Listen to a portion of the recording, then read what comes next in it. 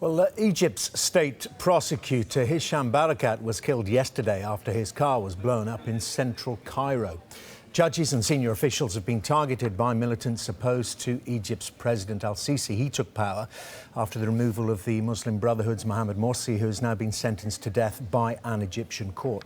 Well, Nasser Kamel is the Egyptian ambassador to the UK and joins me now. And a very good afternoon to you, Mr. Ambassador. And first of all, I'd like to start with the assassination of the state prosecutor, Hisham Barakat. How much of a blow is this to Egypt in its own fight against terror?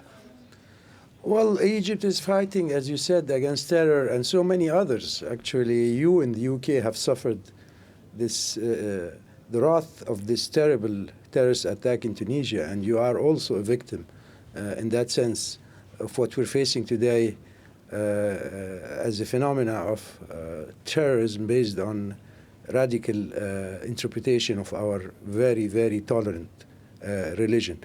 Is it a blow? Of course it is, in a sense that they succeeded in targeting a high-level judge in Egypt. Is it going to change the way forward? No, I will just maybe quote your Prime Minister.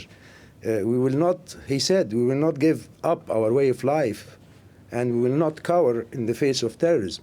Your Prime Minister reaction is exactly the same reaction of ordinary Egyptians, but also the reaction of the judiciary in Egypt, who are all together in this fight against those who want to change our way of life. Well, one thing you have had to give up in Egypt, some would say, is the path to democracy, in that Mohamed Morsi, as we all know, was democratically elected. When can you see Egypt returning to that path? You seem to forget that the actual president was democratically elected according to international standards, including the EU, overwhelmingly so. We are implementing a roadmap of 3 steps: constitution, presidential election, and before the end of the year we will have our parliament. So we have not lost our path to democracy. Actually, you have regained it, because when power was at the hand of a fascist, religious fascist group, that wasn't democracy. Democracy is not just ballot box. Democracy is a whole way of life, and it's a whole culture. Power in Egypt was grabbed by a group who was determined to make Egypt a part of a caliphate. If that's democracy for you, I don't think it is for me. OK, well, let's turn to Tunisia. And what practical help and advice can Egypt give to the Tunisians? What contacts are taking place?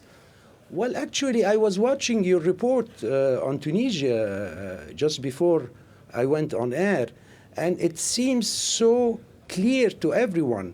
This man was first recruited, at least ideologically, by Al-Qaeda, or what is called Al-Nusra, which is a Qaeda-affiliated organization, and then he was lured by ISIL. We are dealing with the same exact threat all over. Young British men and women, young Egyptian, young Tunisian are recruited. We need to come together, all of us, Egyptian, Tunisian, British, French. All the international community has to cooperate in uprooting the ideology first, because without dealing with the ideology that has started, unfortunately, in 1928 by the Brotherhood in Egypt, and then deal also with the security consequence. But the battle has to be the battle of the hearts and minds in making sure this sick ideology is rooted out.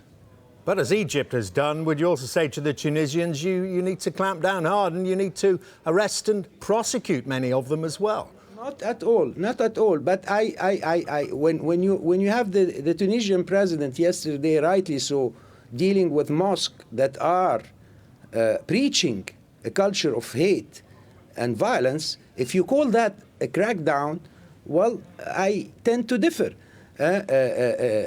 Implementing security measure within the rule of law is not a clampdown. But we need to cooperate also on making sure our young women and men understand the true value of our religion, which is a religion of peace, a religion of accepting the other, has never been a religion of violence, and then also deal with the security threat, as I said. It's all interrelated. This man who has killed so many British and other in Tunisia is actually exemplify what we're dealing with today. I mean, from Iraq to Syria, where the first recruitment ideologically started, training in Libya, and then joining ISIL, or joining ISIL and then training in Libya. That's the whole phenomena we're dealing with today. Unless we come together in so many fronts, one of it is the security front, but I don't think it's the only one. Okay, and cooperation, international cooperation, as you've told us, Mr. Ambassador, and presumably that will be a major part of the talks that will take place between your presidents and the Prime Minister, Mr. Cameron, when President Sisi visits the United Kingdom. Can you give us any more details about that visit? Well, let's start by saying we are already talking with the UK, with the British government. We've been talking for a few months about security operation. We're getting even assistance from your government in terms of dealing with IEDs, improvised explosive device. You have learned, you've had some experience in Iraq and so many other places before. Yes, the president will be coming to the UK because he's been invited by the UK Prime Minister. Yes, terrorism.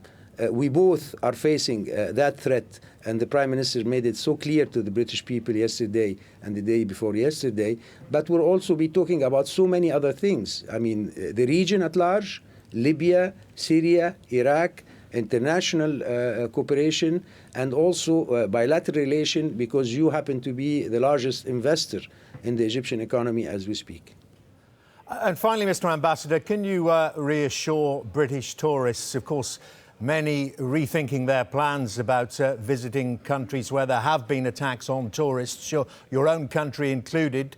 Can you reassure British tourists, European tourists, that Egypt is now safe to visit? Well, I was reading an article in one of your newspapers this morning showing the map of the Middle East and the map also of Europe, and putting them all as country at risk in a certain sense. The difference between one and the other is how good the security measure and how well implemented they are. And when it comes to our tourist destination, and we thank God for that, we have been for the last few years, even during the time when the political situation was so unstable in 2011 and 12, we've been able to provide a very secure environment for British tourists. We've had 1 million British tourists visiting Egypt last year. We expect more this year. And to end in a very realistic way, no place on earth is 100% safe. London is not, Cairo is not, and of course, there is no 100% guarantee, but what I'm saying, you are not safer in Paris or London or Rome than you are in Sharm el-Sheikh and at the Red Sea in Egypt. It's exactly the same risk. So let's go and enjoy your vacation in Egypt. Well, thank you for talking to us, Mr. Ambassador. Nasser Kamel there, the Egyptian ambassador to the United Kingdom. And a major exercise to test the emergency services and government response